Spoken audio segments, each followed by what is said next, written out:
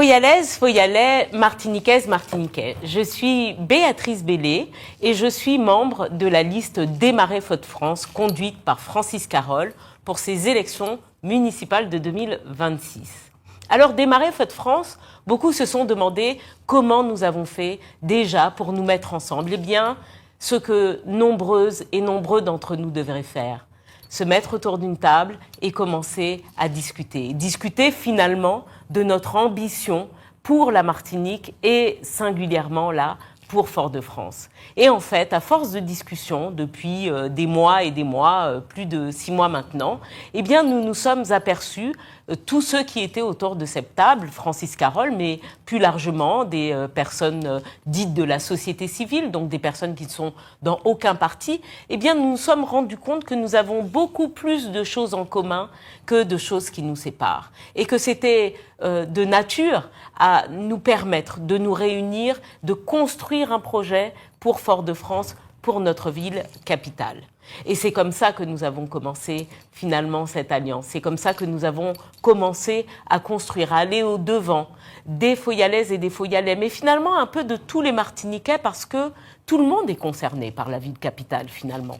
Tout le monde, même les personnes qui habitent les autres communes, viennent à un moment ou à un autre à Fort-de-France pour les loisirs, pour des choses administratives, mais Fort-de-France est bien la capitale. Et ce que nous souhaitons, nous, c'est qu'elle redevienne non seulement la capitale, mais surtout le phare de la Martinique, parce qu'elle est la plus belle vitrine que nous puissions donner au monde. Et pour l'heure, et depuis maintenant trop longtemps, cette vitrine est abîmée. Vous nous avez demandé quel était évidemment notre programme. Eh bien, nous l'avons évidemment fait.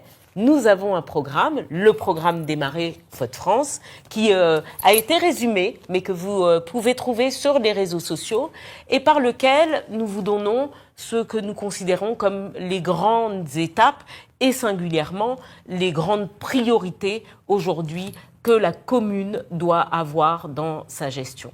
La première priorité pour Démarrer Fort-de-France, c'est de savoir ce qui se passe à Fort-de-France depuis des années en matière financière, mais également en matière de gestion du personnel. Vous le savez, le maire aujourd'hui et son conseil municipal prétendent que les finances de la ville ont été redressées. Peut-être, mais à quel prix? Au prix de désinvestissement, au prix d'absence de services publics, au prix d'absence d'animation et finalement au prix de la mort, notamment du centre-ville de Fort-de-France. Les commerces ferment les uns après les autres, les commerçants n'en peuvent plus. Ils ont bien essayé de par-ci mettre un arbre de Noël, un sapin, de mettre des guirlandes et des éclairages, mais la ville n'a pas été un soutien suffisant. Ces dernières décennies, je ne dis pas ces dernières années, ces dernières décennies pour permettre à ces commerçants de faire la concurrence, notamment avec des grands centres commerciaux. Les personnels municipaux également sont en souffrance. Et la ville de Fort-de-France est la ville dans laquelle les personnes salariées subissent le plus de risques psychosociaux et se retrouvent le plus en arrêt maladie. Ça dit quelque chose tout de même de la gestion. Mais plus encore, nous nous sommes aperçus que la qualité des services publics à Fort-de-France avait totalement disparu. Les délais de réponse, voire les absences de réponse, l'impossibilité même d'obtenir une photocopie d'un acte que vous demandez. Les moyens de la ville sont exsangues. Et dire aujourd'hui que les finances sont redressées, c'est oublier de dire que ça a été au prix de générations et de générations de Foyalaises et de Foyalais sacrifiés sous l'office et l'autel de la mauvaise gestion des mandatures précédentes, conduites notamment par Serge Letchimy et Didier Laguerre. Nous avons l'ambition, nous, non pas de vous faire des promesses sans lendemain, de vous conter une histoire qui n'existe pas. Les finances en général des collectivités municipales sont des finances tendues parce que la municipalité, c'est une administration de proximité. Mais nous avons l'intention de gérer honnêtement, d'administrer et surtout de mettre en œuvre une vision qui corresponde aux besoins que vous nous avez exprimés lorsque nous sommes allés au-devant de vous, au-devant des associations, des entreprises, des entrepreneurs, des porteurs de projets et plus globalement du corps, en tout cas, des membres actifs de Fort-de-France, quels qu'ils soient, mais également des familles, des mères seules, des personnes âgées, des personnes isolées. Ce que nous avons prévu, au-delà de ce bilan que nous devons faire, cet audit que nous devons faire, financier et organisationnel, nous savons qu'il y a un budget et qu'il doit être consacré à construire du service public. Les services publics que nous allons mettre en œuvre. Des services publics en matière de logement. Il faut réhabiliter aujourd'hui les logements. Il faut faire en sorte que la dignité puisse revenir et que les personnes qui habitent à Fort-de-France puissent vivre dans un environnement digne. Et pour cela, nous allons évidemment mettre en concert et de concert les opérateurs sociaux, mais également les différentes entreprises liées à l'économie sociale et solidaire qui amènent des financements et qui nous permettent non pas de dépenser beaucoup d'argent, mais de coordonner finalement les budgets et l'argent, les financements disponibles pour améliorer les cadres de vie, notamment dans les grands ensembles HLM, où on sait que la rénovation n'a pu être possible, faute de moyens, parfois, mais également faute de coordination des acteurs du BTP et de la rénovation. Tout cela est indiqué naturellement dans notre projet. Nous allons aussi, évidemment, donner les moyens de fait au personnel municipal de travailler dans de bonnes conditions. Et donc, ça veut dire que notre maison, la maison mairie, la maison école, parce que c'est chez nous, tout ça appartient aux Foyalaises et aux Foyalais. Eh bien, nous allons donner aussi aux salariés les moyens de mieux travailler.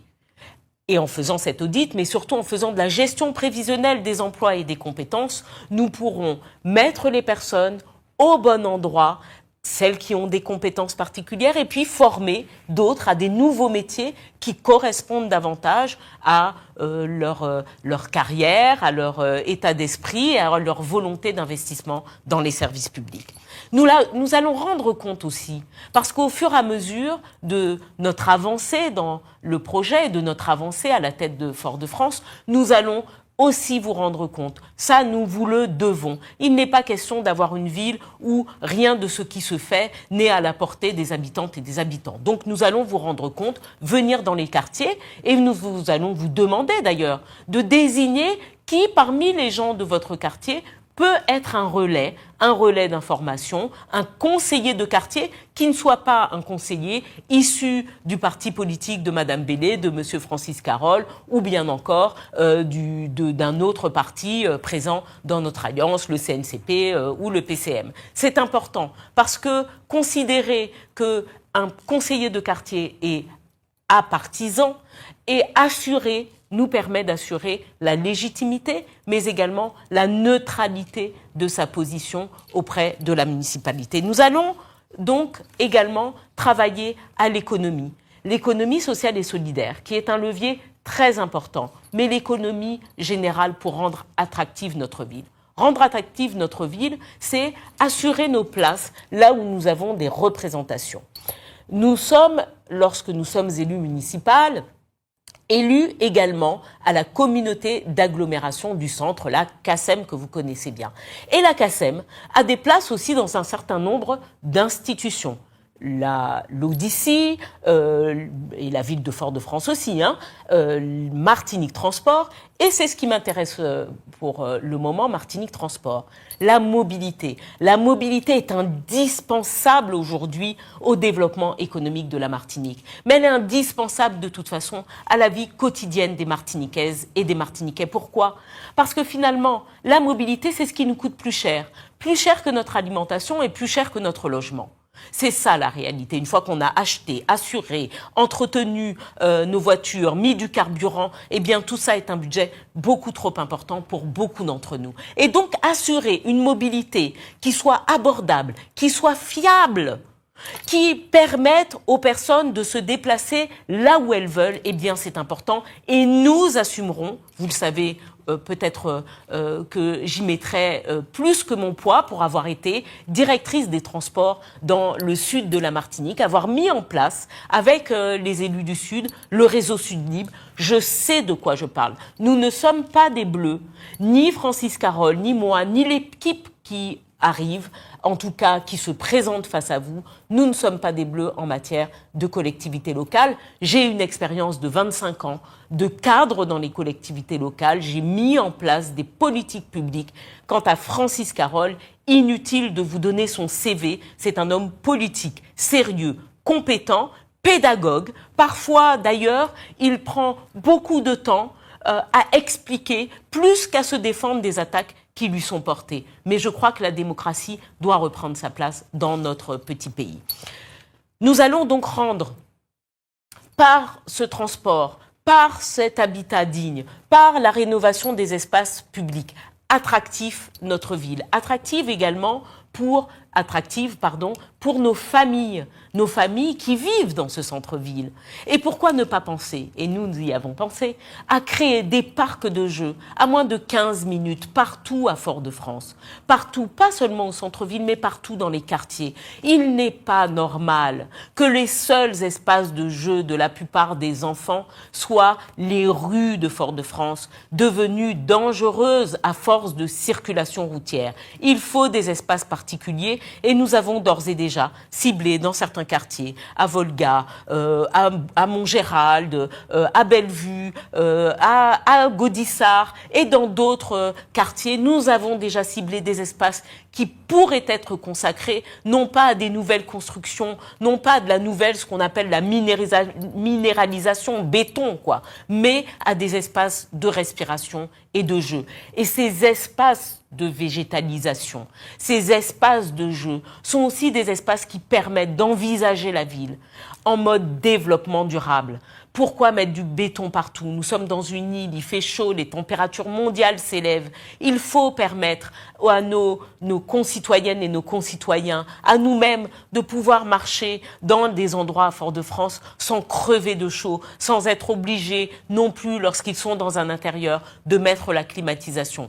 Et ça se fait par le verdissement, ce qu'on appelle le verdissement, les techniques de verdissement, des murs, mais également des espaces. Et en toute sincérité, je pense même qu'il y a bien des endroits où nous devrions enlever un peu de béton pour remettre un peu de verre, un petit bout pied-bois, un petit bout zèbre ici, un petit bout jardin partagé par là. Parce que finalement, notre raison d'être, c'est pas de mettre du béton partout, des places de parking qui laissent malheureusement place également à trop de VHU dans notre territoire et sur notre ville, la Foyalaise. Ce que nous allons faire aussi, c'est donc transformer, en tout cas avoir une vision écologique structurante pour notre ville.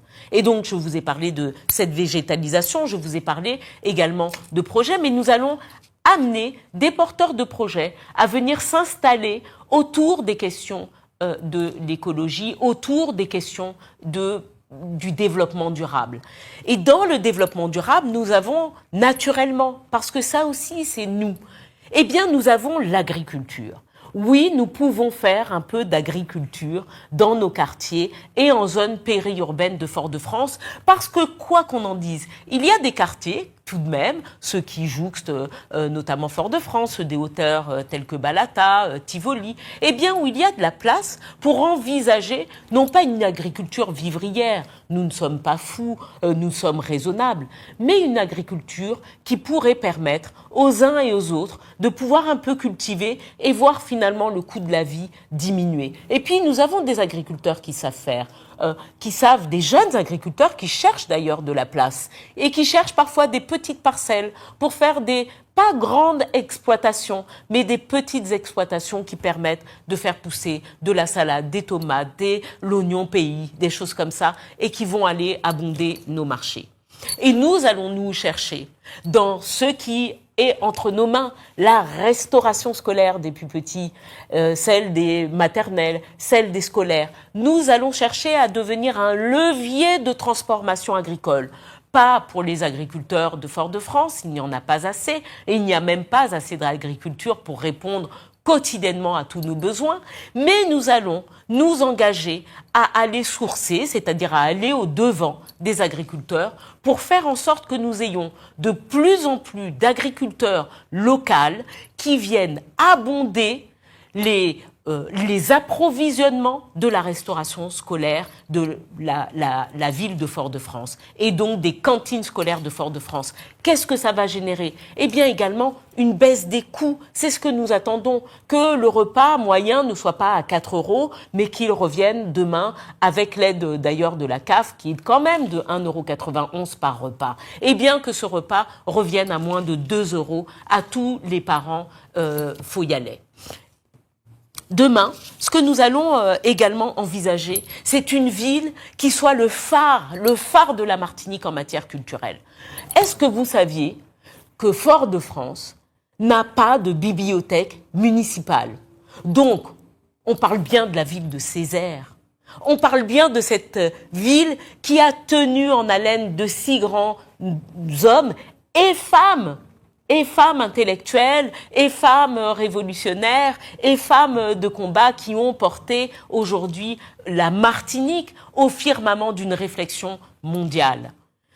Eh bien, nous avons pris l'engagement, et nous prenons cet engagement face à vous, de créer non pas une bibliothèque à Fort-de-France, parce que, non, à ceux qui se posent la question, la bibliothèque Schellcher n'est pas une bibliothèque municipale. C'était la bibliothèque du Conseil général et maintenant c'est ce qu'on appelait la bibliothèque départementale et maintenant c'est la bibliothèque territoriale. Elle appartient donc à la collectivité territoriale de Martinique. Eh bien, nous allons construire des réseaux, des bibliothèques que nous allons mettre en réseau sur tout Fort-de-France. Ça veut dire quoi? Ça veut dire que parfois, à la bibliothèque de Montgérald, il y aura des livres qu'il n'y aura pas à la bibliothèque de Dillon. Mais si vous commandez le livre, eh bien, il pourra vous être emmené de Montgérald à Dillon. Vous pourrez le redéposer à Dillon ou vous pourrez peut-être demain le redéposer à Balata. Mais surtout, dans l'immédiat, parce que encore une fois, nous sommes des personnes raisonnables, réfléchies, spécialistes de la fabrique des politiques publiques.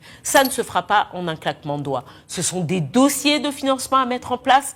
80% de la construction des bibliothèques municipales peuvent être prises en charge par la direction des affaires culturelles. Non seulement la construction du bâtiment, mais l'aménagement du bâtiment. Donc, nous n'allons pas nous gêner. C'est un très bon cofinancement et nous irons en chercher d'autres. D'ailleurs, au niveau de l'État, nous n'allons pas faire comme les autres, quitter l'agent Henri Paty alors qu'il est à la disposition de nous. Donc, nous allons construire ce réseau des bibliothèques municipales et nous allons faire en sorte que nos jeunes aient des espaces de travail, d'enseignement, de concertation, également d'épanouissement et d'accès au savoir. Bon, nous le savons, c'est un élément essentiel pour l'épanouissement, notamment culturel, mais pour permettre à nos jeunes, le soir notamment, d'avoir accès à des espaces qui sont faits pour ça, pour le soutien scolaire notamment, mais tout simplement pour certains, pour faire leurs devoirs dans le calme. C'est important, n'est-ce pas? Ce que nous allons faire également, c'est redonner ces lettres de noblesse au CERMAC. Vous savez, Aimé Césaire avait créé le CERMAC pas pour se faire plaisir, pour dire qu'on a un endroit où on fait du bélet, du tambou et puis quelques activités. Mais c'était pour permettre à tous ceux d'entre nous qui n'en ont pas beaucoup les moyens, notamment les moyens financiers, d'avoir accès à des activités culturelles, sportives moins chères, surtout culturelles. Parce que notre identité, c'est aussi la vitrine de ce que nous sommes. Et le CERMAC était ce lieu. Le CERMAC était le lieu où vous pouviez apprendre pour une petite cotisation annuelle et on se souvient des queues immenses qu'il y avait au moment des inscriptions pour le CERMAC. Ce n'est aujourd'hui malheureusement plus le cas parce que l'offre n'est plus ce qu'elle est, les propositions ne sont plus ce qu'elles sont et puis le cadre d'exercice des activités est déplorable. C'est un champ de ruines et ce n'est pas possible. Nous avons l'intention de rénover, évidemment, ces lieux de culture, ces lieux de pratique et ces équipements sportifs. Mais le CERMAC doit redevenir le phare de la culture foyalaise, doit pouvoir attirer toutes les personnes qui ont envie de pratiquer les éléments culturels qui nous ressemblent et qui nous rassemblent. Mais ça, pas seulement au centre-ville de Fort-de-France, sur tous les quartiers. Et donc, le CERMAC ne sera pas simplement une petite organisation du centre-ville ou une grande organisation du centre-ville qui ne rayonne pas sur toute la ville, mais aura pour but, pour mission, celle qu'elle a eue initialement, eh bien, de faire vivre également culturellement tous les quartiers, d'organiser la culture, d'organiser les spectacles, d'organiser finalement l'art également dans les quartiers à destination des jeunes, des moins jeunes et des personnes âgées. C'est notre ambition. Nous avons évidemment l'intention également d'envisager Fort-de-France à l'échelle de notre géographie cordiale. Ce qu'on appelle la géographie cordiale, c'est finalement de toute la Caraïbe. Et pour ça, alors que nous sommes en train de rentrer, par exemple, dans la CARICOM, il faut que nos enfants aient accès aux langues étrangères. Et je vous le dis parce que beaucoup vous ont menti. La pratique des langues étrangères permet de développer de façon neuronale un certain nombre de connexions qui permettent un meilleur apprentissage. Nos enfants peuvent parler plusieurs langues en même temps, et nous aussi. Nous ne devons pas avoir honte de ce que nous sommes. La preuve, je suis créolophone, je ne parle pas mal français, je parle également anglais, j'ai appris l'allemand, je baragouine, j'apprends en ce moment l'espagnol, je ne l'ai pas appris lorsque j'étais jeune et je l'apprends en ce moment. Ça ne m'empêche pas de parler très bien les langues et depuis toute jeune, je manipule un certain nombre de langues. Eh bien, un nombre incalculable d'enfants est en capacité de le faire et nos enfants doivent pouvoir parler anglais, doivent pouvoir parler espagnol. Et nous envisageons que dans les espaces, évidemment, culturels de Fort-de-France, les langues étrangères puissent être pratiquées et apprises. Ça permettra d'ailleurs à nos jeunes de s'envisager économiquement en rayonnement avec toute la zone des Caraïbes. Et donc, nous avons l'intention de créer un pass culture foyal qui donnera accès à ces activités, mais également, finalement, à toutes les activités culturelles de Fort-de-France. Nous avons aussi comme projet, alors il y a beaucoup de choses, donc je reprends mes notes pour être exhaustive.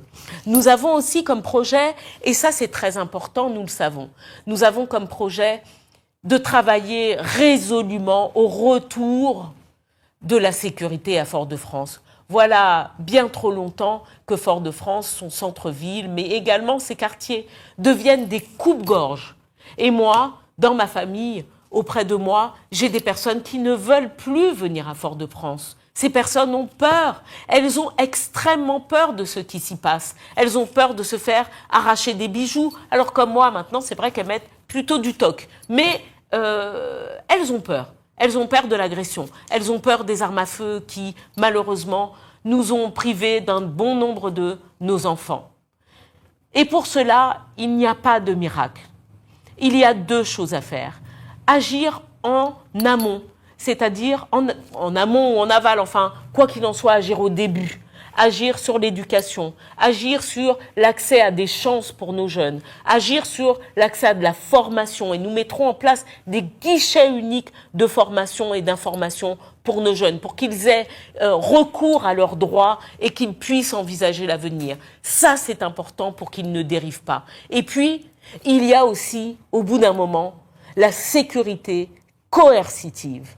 Nous ne pouvons, les caméras n'empêchent pas les crimes. En revanche, la présence dissuasive de médiateurs, de policiers municipaux, mais également de policiers nationaux est indispensable. Nous ne les voyons pas assez. Très clairement, on a l'impression qu'on vit dans une zone de non-droit. Démarrer Fort-de-France a décidé, elle, d'assumer cette responsabilité et de faire en sorte que l'État assume sa responsabilité. Nous pépani en capitale et nous pas qu'à personne. Nous pas qu'à policier qui machin la ria. Nous pas qu'à personne qui a empêché des moulins d'y stationner n'importe comment, filmer zeb n'importe comment. Ça ne peut plus durer. Il y a des règles de vie commune, elles doivent être respectées. Elles doivent être respectées aussi sur la pratique du bruit. Et nous allons faire un bilan sur ce bruit. Ok, on a le droit de s'amuser. Ok, Fort-de-France doit être une ville festive et est, quoi qu'il en soit, une ville, en tout cas avec des personnes qui ont envie d'y faire la fête. Nous avons vu le carnaval, les festivals, tout ça a de l'importance pour les Foyalaises et les Foyalais et nous allons renforcer ces politiques.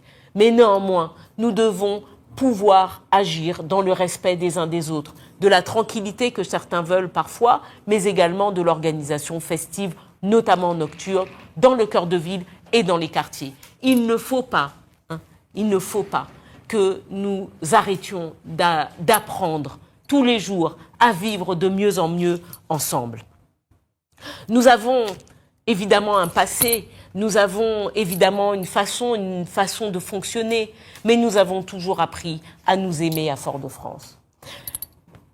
Je vous en dirai plus, mais je vous invite évidemment à aller sur nos pages Facebook, Instagram, TikTok pour voir notre projet qui, normalement, devrait également être dans votre boîte aux lettres. Mais regardez sur les réseaux, vous y avez accès. L'autre des promesses que Démarrer Fort-de-France vous fait, c'est l'honnêteté. Nous n'irons pas piquer dans la caisse. Nous n'irons pas voler l'argent des Foyalaises et des Foyalais.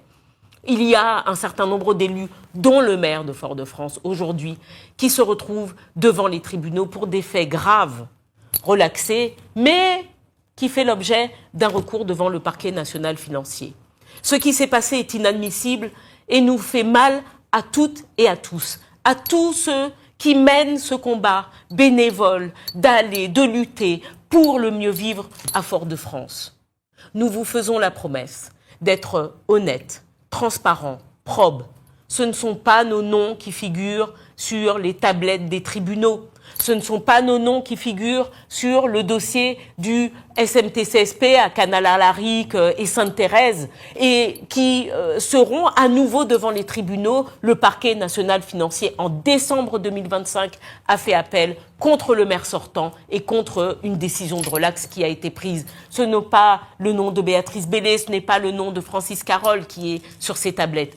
Nous sommes des personnes qui n'avons pas de casier judiciaire et qui n'avons jamais volé quoi que ce soit à qui que ce soit et jamais nous n'avons pris d'argent public à notre bénéfice. Alors, Foyalaises et Foyalais, le 15 mars,